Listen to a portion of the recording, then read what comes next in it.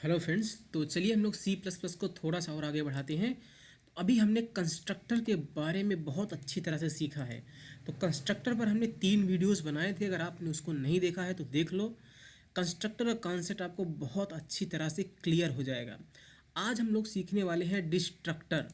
जैसे कंस्ट्रक्टर होता था वैसे डिस्ट्रक्टर होता है। कंस्ट्रक्टर के बारे में हमने सीखा था कि अगर हम कोई भी कंस्ट्रक्टर अपनी क्लास में नहीं बनाते हैं तो कंपाइलर हमारी क्लास में डिफ़ॉल्ट कंस्ट्रक्टर और कॉपी कंस्ट्रक्टर बना देता था, है ना, जिसको हम पहले ही सीख चुके हैं। उसी तरह से डिस्ट्रक्टर के केस में भी होता है कि अगर हम अपनी क्लास में डिस्ट्रक्टर नहीं बनाते हैं तो कंपाइलर हमारी क्लास में डिफ़ॉल्ट डिस्ट्रक्टर बना देता है। ओके। अब अगर हमको सीखना है कि डिफ़ॉल्ट डिस्ट्रक्टर बनाते किस तरह से या डिस्ट्रक्टर किस तरह से बनाते हैं, तो चलिए हम उसको सीखते हैं।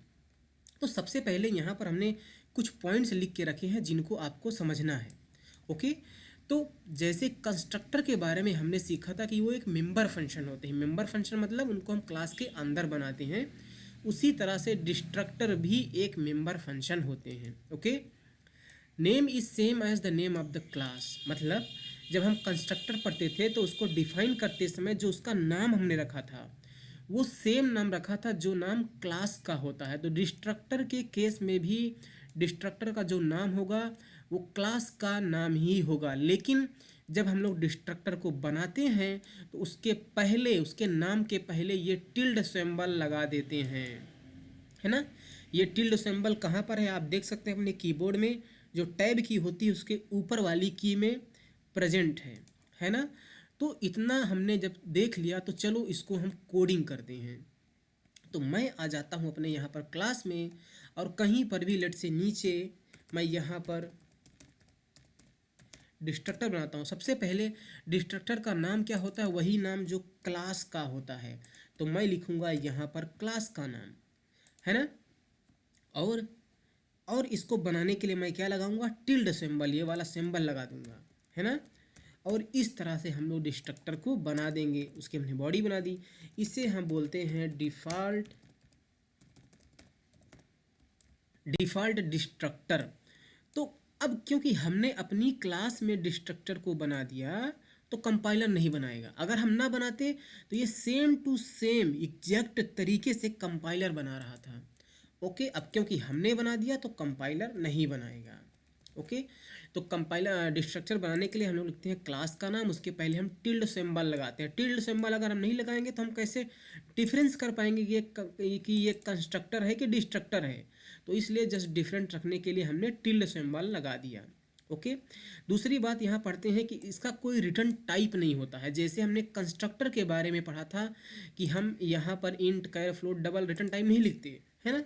तो यहाँ पर हम इस तरह से अगर चाहें कि इंट लिखें, कैर, फ्लोट, डबल लिखें, हम नहीं लिख सकते। इसका कोई भी रिटर्न टाइप नहीं होता है। तो ये दोनों के केस में है, ना कंस्ट्रक्टर का ना ही डिस्ट्रक्टर का किसी का रिटर्न टाइप नहीं होता है। कैन नेबर बी स्टेटिक, हाँ, जैसे हम मेंबर फंक्शन के बारे में जानते हैं, जैसे यहाँ पर शो पॉइंट है तो इसको हम चाहें तो हम इसको स्टेटिक बना सकते हैं, है ना।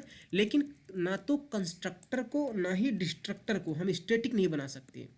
जैसे यहाँ पर ये पॉइंट क्या है, ये एक कंस्ट्रक्टर है। अगर मैं इसके पहले स्टेटिक लिख दूँ तो मुझे इरर मिल जाएगी, कहेगा कि वो अलाउड नहीं है। ये देखिए यहाँ पर स्टेटिक इज़ नॉट अलाउड, है ना। तो मतलब कि जो कंस्ट्रक्टर है वो स्टेटिक नहीं हो सकता। यहाँ भी हम स्टेटिक कीवर्ड इस तरह से नहीं लिख सकते हैं, ये इरर देगा। ओके। ये देखिए यहाँ पर भी इरर दे रहा है, कह रहा है not allowed. Okay. Third point यहाँ पर आगे बढ़ते हैं, एक्सेप्ट नो आर्गूमेंट्स। हाँ, कंस्ट्रक्टर के बारे में हमने देखा था कि हम कंस्ट्रक्टर में आर्गूमेंट्स पास कर सकते हैं।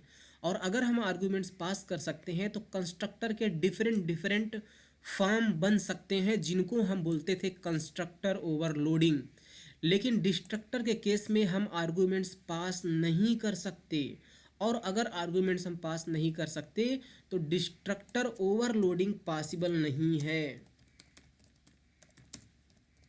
Destructor overloading is not possible, है ना। तो डिस्ट्रक्टर का सिर्फ और सिर्फ यही एक फॉर्मेट रहेगा, यही एक वर्जन रहेगा। कंस्ट्रक्टर की तरह हम उसके कई सारे फॉर्मेट नहीं लिख सकते, तो उसमें आर्गुमेंट्स होता ही नहीं है। अब बात होती है कि कंस्ट्रक्टर के बारे में हमने सीखा था कि जब भी हम ऑब्जेक्ट बनाते हैं कंस्ट्रक्टर कॉल हो जाते हैं, तो डिस्ट्रक्टर कब कॉल होगा? तो डिस्ट्रक्टर को भी मुझे अपने तरफ से कॉल करने की ज़रूरत नहीं पड़ती है।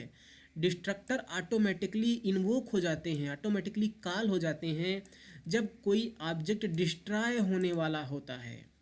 ऑब्जेक्ट डिस्ट्रॉय कब होता है? मान लीजिए कि जब हम ऑब्जेक्ट बनाएंगे तो ऑब्जेक्ट की लाइफ टाइम होगी ना, कि वो ऑब्जेक्ट कब तक एग्जिस्ट करेगा। या तो वो object throughout program exist कर सकता है, या वो ऑब्जेक्ट किसी फंक्शन के अंदर तक ही सीमित रह सकता है ना। अगर हम कोई ऑब्जेक्ट मान लीजिए न्यू कीवर्ड की सहायता से बनाते हैं, उसका जो लाइफ टाइम होगा वो थ्रू आउट प्रोग्राम होगा। लेकिन अगर उसको हम SMA का यूज करके बनाते हैं, है ना, तो उसका lifetime throughout program नहीं होता है। तो मान लीजिए मैं यहाँ पर क्या कर लेता हूँ, इससे फंक्शन बनाता हूँ, वायर्ड क्रिएट ऑब्जेक्ट नाम से ये फंक्शन है हमारा। और इसके अंदर मैं क्या करता हूँ कि जो पॉइंट क्लास है इसका मैं एक ऑब्जेक्ट बनाता हूँ। तो हमने लिखा पॉइंट P। अब जैसे ही हमने ये ऑब्जेक्ट बनाया पॉइंट P, तो इसको बनाते समय हमने कोई आर्गुमेंट्स पास नहीं किया है, तो ये डिफ़ॉल्ट कंस्ट्रक्टर इस P के लिए चल जाएगा, है ना। फिर अब मैं सिर्फ यहाँ पर सिर्फ P को बना देता हूँ, ओके। और अगर मैं चाहता हूँ कि P बने, ये फंक्शन एग्जीक्यूट हो, इस फंक्शन को मैं यहाँ पर कर लूँगा कॉल। तो क्या होगा, ये फंक्शन कॉल होगा, चलेगा तो P बनेगा। और अगर P बना तो P के लिए ये वाला कंस्ट्रक्टर चलेगा, यानी कि जो P है उसके अंदर जो मेंबर वेरिएबल x और y है उसमें 0 0 चला जाएगा, है ना।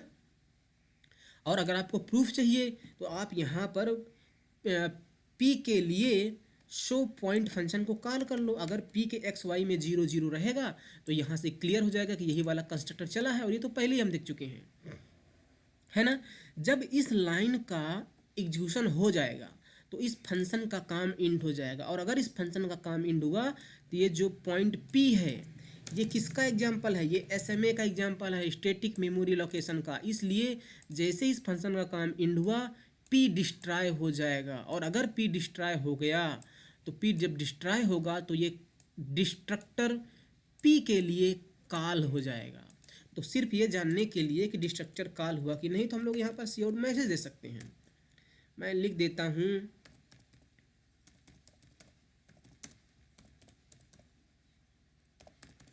Destructor इनवोक्ड, okay.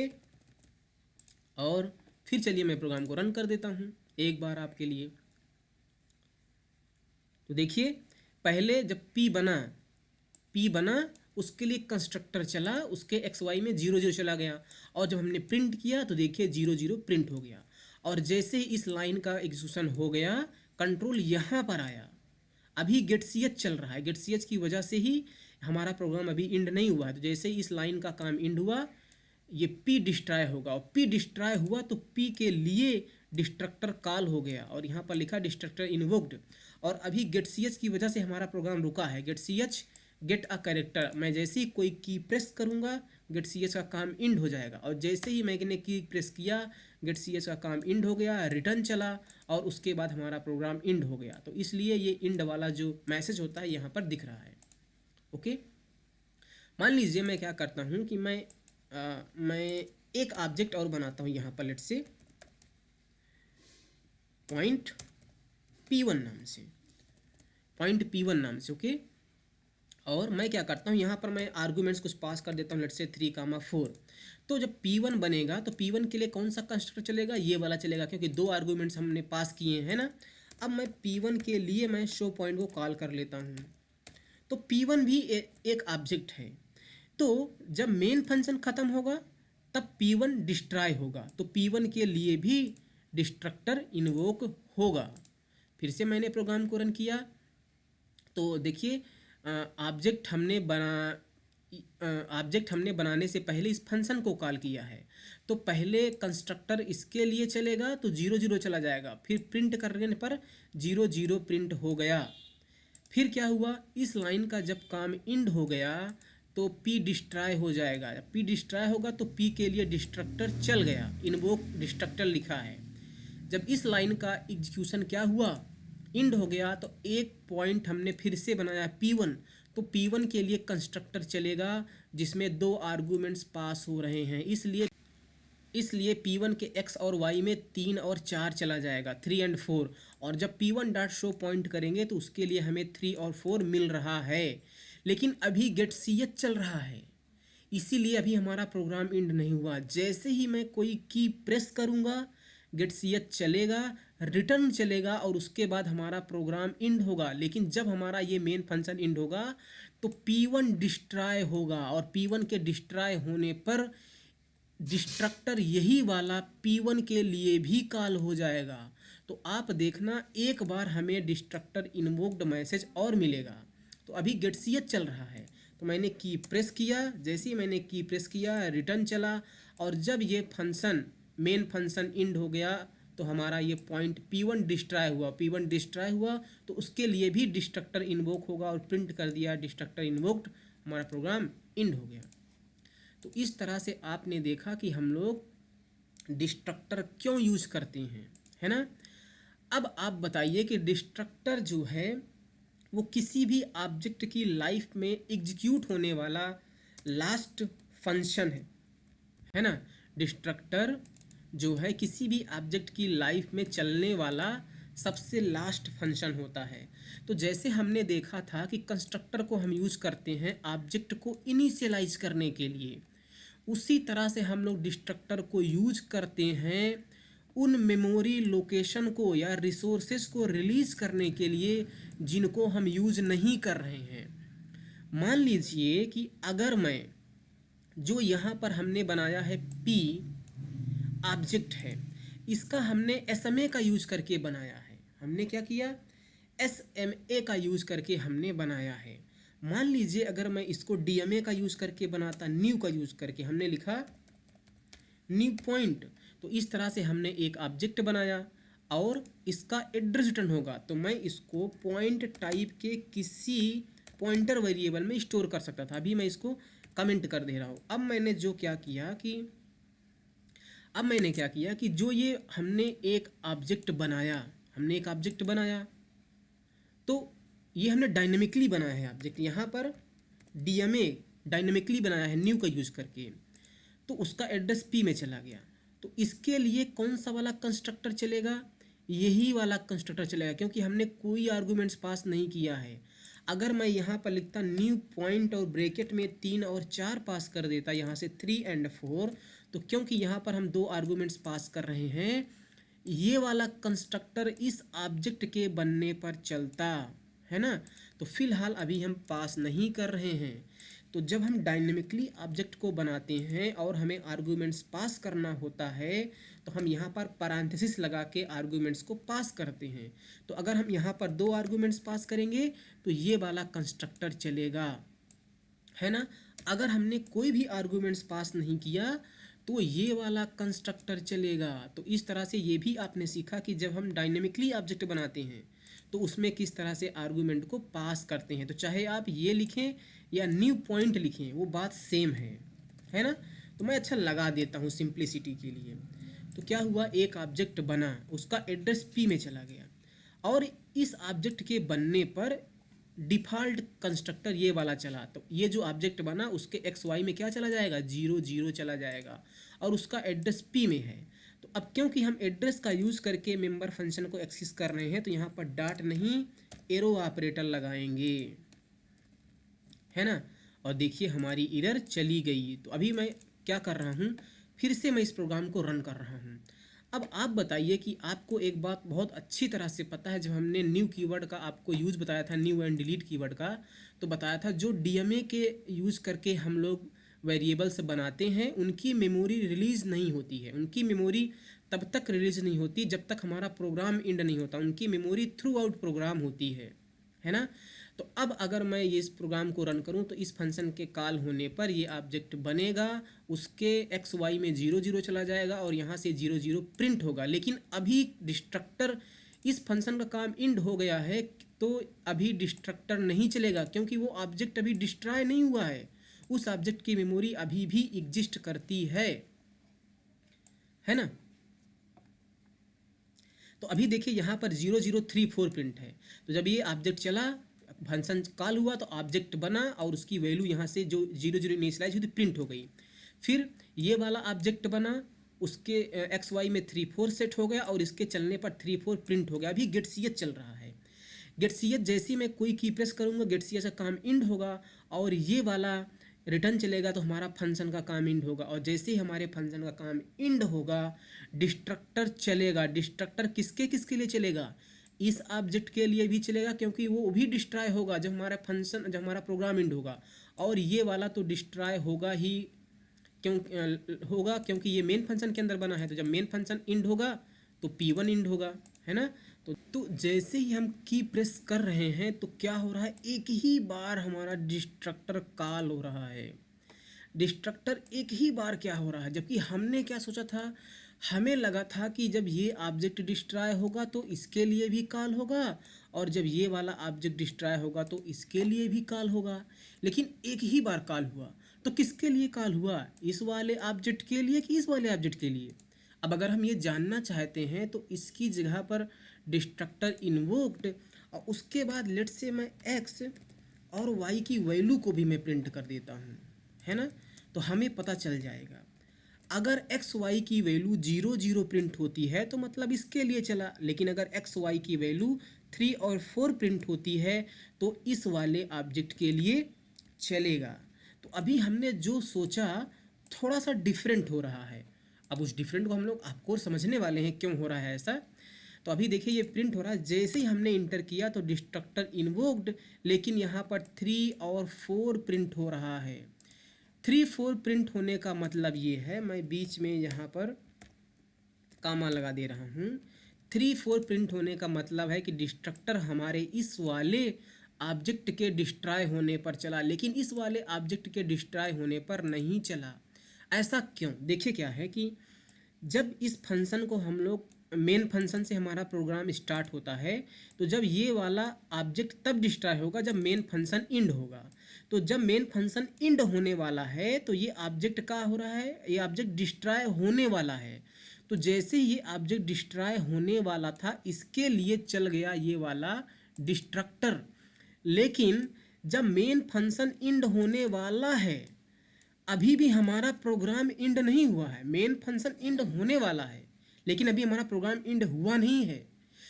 तो इसीलिए अभी इसके लिए डिस्ट्रक्टर कॉल नहीं होगा।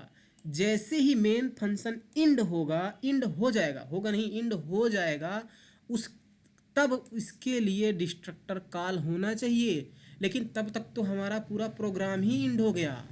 इसीलिए इसके ऑब्जेक्ट के लिए डिस्ट्रॉय हुआ जब ये वाला ऑब्जेक्ट, इसके लिए डिस्ट्रक्टर कॉल होने का टाइम नहीं मिल पाया और यही यहाँ पर हो रहा है।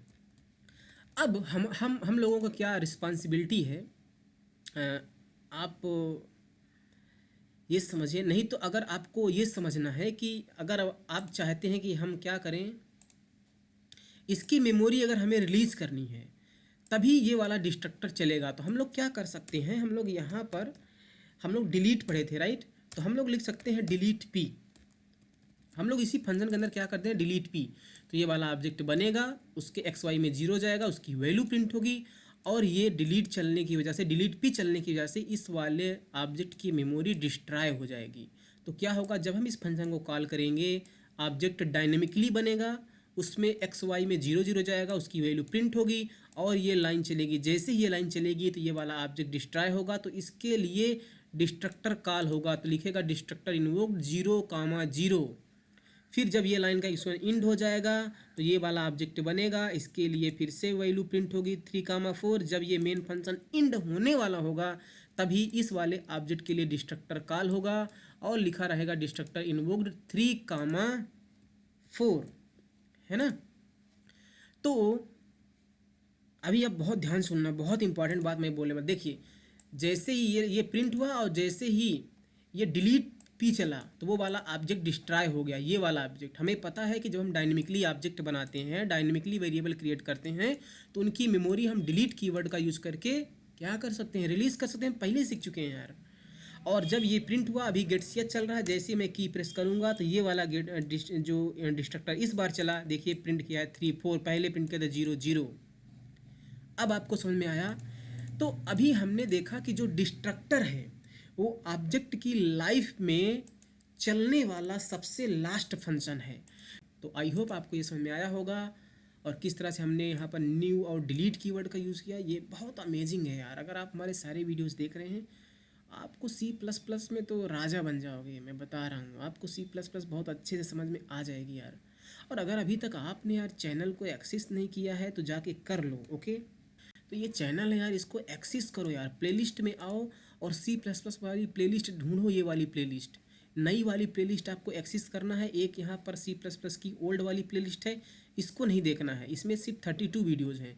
इसमें अभी इस टाइम पर मैं बहुत सारे वीडियोज़ बना चुका हूँ, लेकिन उनको अपलोड नहीं किया है, इसलिए यहाँ पर सिर्फ 21 वीडियोज़ दिख रहे हैं, ओके। आपको जिसमें ज़्यादा वीडियोज़ हों वो वाली प्लेलिस्ट एक्सेस करनी है। या आपको यहाँ पर इंट्रोडक्शन दिख रहा है ना, इस वाली प्लेलिस्ट में इंट्रोडक्शन, इस वाली प्लेलिस्ट को आपको एक्सेस करना है। सिंपली यहाँ पर क्लिक कर दो व्यू फुल प्लेलिस्ट में, आपको ये सारे वीडियो जहाँ से मिल जाएंगे, आप वॉच कर सकते हो, okay. Thank you so much, bye bye.